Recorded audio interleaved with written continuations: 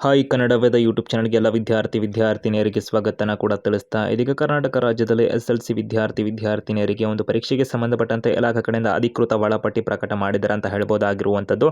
ಕರ್ನಾಟಕ ಶಾಲಾ ಪರೀಕ್ಷೆ ಮತ್ತು ಮೌಲ್ಯ ನಿರ್ಣಯ ಮಂಡಳಿ ಕಡೆಯಿಂದ ಮಾಹಿತಿನ ಕೂಡ ಪ್ರಕಟ ಮಾಡಿದ್ದು, ಫೆಬ್ರವರಿ ತಿಂಗಳ 17, 2026ರಂದು ಒಂದು ಶಾಲಾ ಶಿಕ್ಷಣ ಮತ್ತು ಸಾಕ್ಷರತಾ ಇಲಾಖೆ ಸಚಿವರಾದಂಥ ಮಧು ಬಂಗಾರಪ್ಪನವರ ಒಂದು ನೇತೃತ್ವದಲ್ಲಿ SLC ಮತ್ತು ದ್ವಿತೀಯ PUC ಒಂದು ಪರೀಕ್ಷೆಗೆ ಸಂಬಂಧಪಟ್ಟಂತೆ ತೆಗೆದುಕೊಳ್ಳಬೇಕಾದಂಥ ಕ್ರಮಗಳಿಗೆ ಸಂಬಂಧಪಟ್ಟಂತೆ ಇತರೆ ಮಾಹಿತಿಗಳನ್ನು ಅವರು ಸಭೆ ಮತ್ತು ಚರ್ಚೆನೆಲ್ಲ ಮಾಡೋದ್ರ ಮುಖಾಂತರ ಪತ್ರಿಕಾ ಪ್ರಕಟಣೆಯನ್ನು ಕೂಡ ಹೊರಡಿಸಿರುವಂತ ಹೇಳ್ಬೋದಾಗಿರುವಂಥದ್ದು. ಪ್ರಮುಖ ಮಾಹಿತಿಗಳನ್ನು ಕೂಡ ಹಂಚಿಕೊಂಡಿರುವಂಥದ್ದು.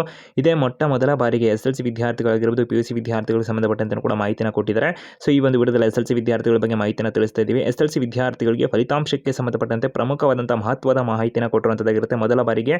ಸೊ ಕಂಪ್ಲೀಟ್ ಆಗಿ ಒಂದು ಮಾಹಿತಿನ ತಿಳಿಸಿರುವಂಥದ್ದಾಗಿರುತ್ತೆ ಇದೇ ಬಾರಿಗೆ. ಸೊ ಇದುವರೆಗೆ ಕೂಡ ಇರುವಂಥ ಒಂದು ಬದಲಾವಣೆಗೆ ಕೂಡ ಕೈ ಹಾಕಿದ್ದಾರೆ ಅಂತ ಹೇಳ್ಬೋದಾಗಿರುವಂಥದ್ದು. ಶಿಕ್ಷಣ ಇಲಾಖೆ ಕಡೆಯಿಂದ ಏನೇನು ಮಾಹಿತಿನ ಕೊಟ್ಟಿದ್ದಾರೆ ಕಂಪ್ಲೀಟ್ ಮಾಹಿತಿನ ಬದಲು ತಿಳ್ಕೊಂತಾರೆ. ಮುಂದಿನ ಒಂದು SLC ಪರೀಕ್ಷೆಗಳಾಗಿರ್ಬೋದು, ಪರೀಕ್ಷೆ 1, 2, 3 ಆಗಿರ್ಬೋದು, ರಿಸಲ್ಟ್ಗಳಾಗಿರ್ಬೋದು, ಒಂದು ಇತರ ಏನೇ ಅಪ್ಡೇಟ್ಸ್ ಇನ್ಫಾರ್ಮೇಷನ್ ಮಾಹಿತಿಗಳು ಬಂದರೂ ಕೂಡ ನಂತರದ ಒಂದು PUC ಒಂದು ಅಡ್ಮಿಷನ್ ಆಗಿರ್ಬೋದು, ಈ ಥರ ಒಂದು ಕೋರ್ಸ್ ಯಾವ್ದು ತಗೋಬೇಕು ಕಂಪ್ಲೀಟ್ ಮಾಹಿತಿಗಳು ಕನ್ನಡವೇದ ಯೂಟ್ಯೂಬ್ ಚಾನಲ್ ನಿಮಗೆ ಸಿಗ್ತಿರುತ್ತೆ. ಅದಕ್ಕೆ ಹೊಸದಾಗಿ ವಿಡಿಯೋ ನೋಡ್ತಿರೋರು ಕನ್ನಡವೇದ ಯೂಟ್ಯೂಬ್ ಚಾನಲ್ಗೆ ಇನ್ನೂ ಸಬ್ಸ್ಕ್ರೈಬ್ ಆಗಿಲ್ಲ ಅಂದ್ರೆ ಆಗ್ಬೋದು, ಬೆಲ್ ಐಕಾನ್ ಕೂಡ ಕ್ಲಿಕ್ ಮಾಡ್ಬೋದು, ಉಚಿತ ಕೂಡ ಆಗಿರುತ್ತೆ ಯೂಟ್ಯೂಬ್ನಲ್ಲಿ ಇದು ಅಂತ ತಿಳಿಸ್ತಾ. ಹಾಗೆ ಕನ್ನಡವೇದ ಅಫಿಷಿಯಲ್ ಒಂದು ವೆಬ್ಸೈಟ್ ಲಿಂಕ್ ಕೂಡ ಇವರು ಡಿಸ್ಕ್ರಿಪ್ಷನ್ ಇರುತ್ತೆ. ಅಲ್ಲಿ ಕೂಡ ಹೆಚ್ಚುವರಿ ಅಪ್ಡೇಟ್ಸ್ ಇನ್ಫಾರ್ಮೇಷನ್ ಮಾಹಿತಿನ ನೀವು ಪಡ್ಕೊಂತ ಇರಬಹುದಾಗಿರುತ್ತೆ. ಉಚಿತವಾಗಿ ಒಂದು ಓದೋದ್ರ ಮುಖಾಂತರ ಕೂಡ ಮಾಹಿತಿನ ಪಡ್ಕೋಬಹುದಾಗಿರುತ್ತೆ. ಇವರು ಡಿಸ್ಕ್ರಿಪ್ಷನ್ ಲಿಂಕ್ ಇರುತ್ತೆ, ವಿಡಿಯೋ ನೋಡಿದ ನಂತರ ವೀಕ್ಷಣೆ ಮಾಡಿ ಅಂತ ಕೂಡ ತಿಳಿಸ್ತಾ. ಹಾಗೆ ಇವರು ಡಿಸ್ಕ್ರಿಪ್ಷನ್ ಕನ್ನಡವೇದ ಅಫಿಷಿಯಲ್ ಒಂದು ಟೆಲಿಗ್ರಾಮ್ ಗ್ರೂಪ್ ಕೂಡ ಇರುತ್ತೆ.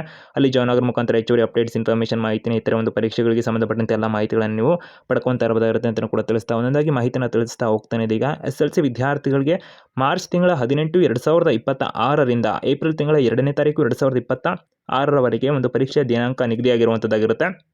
ಅಧಿಕೃತ ವೇಳಾಪಟ್ಟಿಯನ್ನು ಕೂಡ ಇದೀಗ ಒಂದು ಕರ್ನಾಟಕ ಶಾಲಾ ಪರೀಕ್ಷೆ ಮತ್ತು ಮೌಲ್ಯ ನಿರ್ಣಯ ಮಂಡಳಿಯವರು ಕೊಟ್ಟಿದ್ದಾರೆ ಅಂತ ಹೇಳ್ಬೋದು.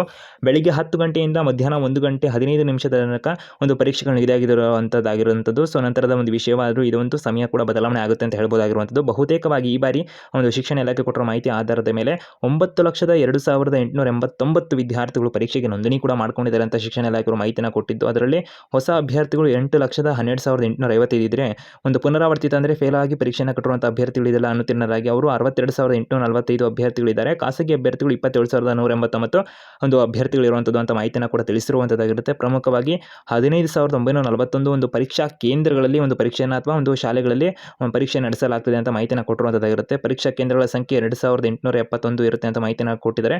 ಒಂದು 15,941 ಏನಿದೆಯಲ್ಲ ಒಂದು ಕಾಲೇಜುಗಳು ಅಥವಾ ಶಾಲೆಗಳು ಒಂದು ನೋಂದಣಿ ಮಾಡ್ಕೊಂಡಿರುವಂಥದ್ದಾಗಿರುತ್ತೆ ಇವುಗಳು. ನಂತರ ಪ್ರಮುಖವಾಗಿ ಈ ಬಾರಿ ಮಾಡಿರ್ತಕ್ಕಂಥ ಮಹತ್ವದ ಬದಲಾವಣೆ ಶಿಕ್ಷಣ ಇಲಾಖೆ ಕಡೆಯಿಂದ ಕೊಟ್ಟಿರ್ತಕ್ಕಂಥ ಮಹತ್ವದ ಒಂದು ಸುದ್ದಿ ಏನಾಗಿದೆ ಅಂತ ಮಾಹಿತಿನ ತಿಳಿಸಿದರೆ, ಎರಡನೇ ಒಂದು ಪರೀಕ್ಷೆ ಆಗಿರ್ಬೋದು, ಒಂದನೇ ಒಂದು ಪರೀಕ್ಷೆ ಆಗಿರ್ಬೋದು, ಒಂದು ವಾರ್ಷಿಕವಾಗಿ 3 ಪರೀಕ್ಷೆಗಳನ್ನು ಮಾಡ್ತೀವಿ ಅಂತ SLC ವಿದ್ಯಾರ್ಥಿಗಳಿಗೆ ಶಿಕ್ಷಣ ಇಲಾಖೆಯವರು ಮಾಹಿತಿನ ಕೊಟ್ಟರು. PUC ವಿದ್ಯಾರ್ಥಿಗಳು ಕೂಡ ಅದರಲ್ಲಿ ಇದೇ ಮೊದಲ ಬಾರಿಗೆ ಸೊ ಶಿಕ್ಷಣ ಇಲಾಖೆ ಕಡೆಯಿಂದ ಒಂದು ಮಹತ್ವದ ಹೆಜ್ಜೆ ಅಂತ ಹೇಳ್ಬೋದಾಗಿರುವಂಥದ್ದು. ರಿಸಲ್ಟ್ಗೆ ಸಂಬಂಧಪಟ್ಟಂತೆ ಮಾಹಿತಿನ ಕೊಟ್ಟಿದ್ದು, ರಿಸಲ್ಟ್ಗೆ ಅವರು ಏನು ಮಾಹಿತಿನ ತಿಳಿಸಿದ್ದಾರೆ ಅಂತಂದರೆ ರಿಸಲ್ಟ್ನ ದಿನಾಂಕವನ್ನು ಕೂಡ ಪ್ರಕಟ ಮಾಡಿದ್ದಾರೆ ಅಂತ ಹೇಳ್ಬೋದಾಗಿರುವಂಥದ್ದು. ಸೊ SLC ಒಂದು ವಿದ್ಯಾರ್ಥಿಗಳೇನಿದಾರಲ್ಲ ಪರೀಕ್ಷೆ ಆದಂಥ ಅಂದರೆ ಈ ಒಂದು ಮಕ್ಕಳಿಗೆ SLC ವಿದ್ಯಾರ್ಥಿಗಳಿಗೆ ಮಾರ್ಚ್ 18, 2026ರಿಂದ ಏಪ್ರಿಲ್ 2, 2026ರವರೆಗೆ ಪರೀಕ್ಷೆಗಳು ದಿನಾಂಕ ಇರುವಂಥದ್ದಾಗಿರುತ್ತೆ.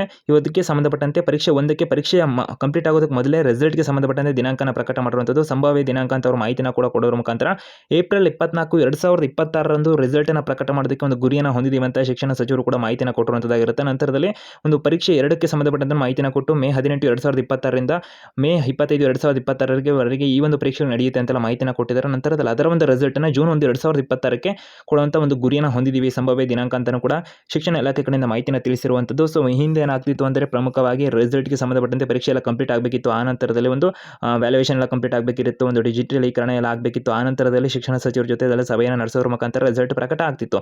ಬಟ್ ಈ ಬಾರಿ ಒಂದು ಮಹತ್ವದ ಹೆಜ್ಜೆನ ಒಂದು ಗುರಿಯನ್ನು ಹೊಂದಿದ್ದಾರೆ ಅಂತ ಹೇಳ್ಬೋದಾಗಿರುವಂಥದ್ದು. ಯಾಕಂದರೆ ಎಕ್ಸಾಮ್ 2 ಆಗಿರ್ಬೋದು, 3 ಆಗಿರ್ಬೋದು, ಯಾವುದೇ ಸಮಸ್ಯೆ ಆಗಬಾರ್ದು ಅಂತ ಬೇಗನೆ ಎಲ್ಲ ಒಂದು ಕ್ರಮಗಳನ್ನ ತಗೋಬೇಕು ಅಂತ. ಸೊ ಆದರೂ ಯಾವುದೇ ರೀತಿಯಾದಂಥ ಒಂದು ಪರೀಕ್ಷೆ ಮೌಲ್ಯಮಾಪನ ಆಗಿರ್ಬೋದು, ಡಿಜಿಟಲೀಕರಣ ಆಗಿರ್ಬೋದು, ಸೊ ಅದರ ಮೇಲೆ ಇದು ಅವಲಂಬನೆ ಆಗಿರುತ್ತೆ. ಸೊ ವ್ಯತ್ಯಯ ಕೂಡ ಆಗ್ಬೋದು ಅಂತ ಮಾಹಿತಿನ ಕೊಟ್ಟಿದ್ದಾರೆ. ಬಟ್ ಆದರೆ ಅದೇ ದಿನಾಂಕದಲ್ಲಿ ರಿಸಲ್ಟ್ ಕೊಡುವಂಥ ಪ್ರಯತ್ನ ಕೂಡ ಮಾಡ್ತೀವಿ ಅಂತ ಇಲಾಖೆಯವರು ಕೂಡ ಮಾಹಿತಿನ ತಿಳಿಸಿದ್ದಾರೆ. ಹೆಚ್ಚುವರಿ ಅಪ್ಡೇಟ್ಸ್ ಇನ್ಫಾರ್ಮೇಷನ್ ಏನೇ ಬಂದರೂ ಕನ್ನಡದ ಯೂಟ್ಯೂಬ್ ಚಾನಲ್ ನೀವು ಮಾಹಿತಿನ ಪಡ್ಕೊಂತಿರ್ತೀರ. ಅದಕ್ಕೆ ಚಾನಲ್ಗೆ ಸಬ್ಸ್ಕ್ರೈಬ್ ಆಗ್ಬೋದು, ಬೆಲ್ ಐಕಾನ್ ಕ್ಲಿಕ್ ಮಾಡ್ಬೋದು.